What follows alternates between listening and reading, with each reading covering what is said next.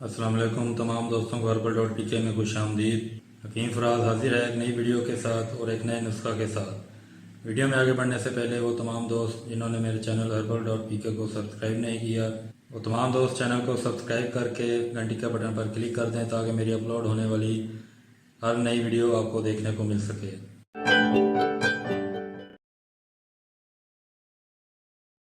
दोस्तों, आज का नुस्खा उन अफराद के लिए है जिनके बाल तेज़ी से सफ़ेद हो रहे हैं। बाल सफ़ेद होने की कई वजूहात हो सकती हैं, मसलन ग़िज़ा की कमी, जहनी टेंशन, बलगमी मिजाज का होना। बलगमी मिजाज वाले अफराद के बाल बहुत जल्द सफ़ेद होने लग जाते हैं। इसके अलावा अहम वजह मैदा की ख़राबी है। ज़रूरी नहीं कि अगर आपको भूख अच्छी लगती है तो आपका मैदा दुरुस्त काम कर रहा है।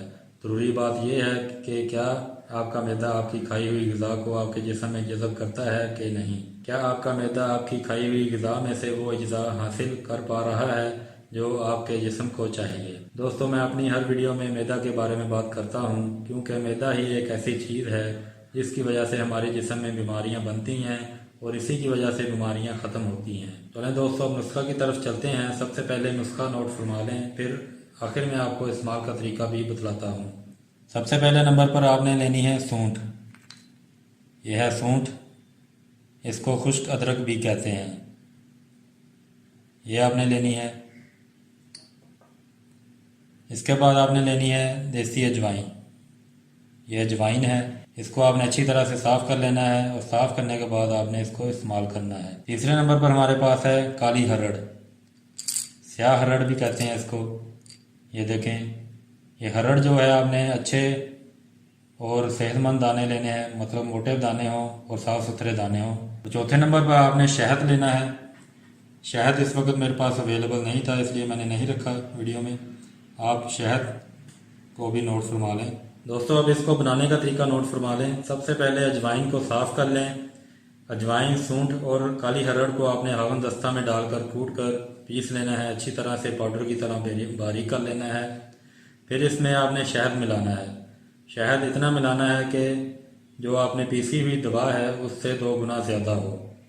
अच्छी तरह मिक्स करके किसी डिबिया में आपने डाल के इसको महफूज कर लेना है। और इसको इस्तेमाल आपने कैसे करना है, दिन में 2 दफ़ा इस्तेमाल करना है। खाना खाने के कम से कम 2 घंटे बाद आपने इसको इस्तेमाल करना है। आधा चम्मच जो है आपने, छोटा चाय वाला चम्मच जो होता है, आधा चम्मच आपने पानी के साथ इस्तेमाल करना है। पानी आपने सादा इस्तेमाल करना है, ठंडा पानी इस्तेमाल नहीं करना है। इसके अलावा दोस्तों, आपने मैदा के लिए एक दवा इस्तेमाल करनी है, वो मेरे पास इस वक्त मौजूद है। ये आप देख लें, ये हमदर्द कंपनी की जवारिश जालीनूस है। इसको आपने इस्तेमाल करना है। ये 300 रुपये में आपको मार्केट से मिल जाएगी।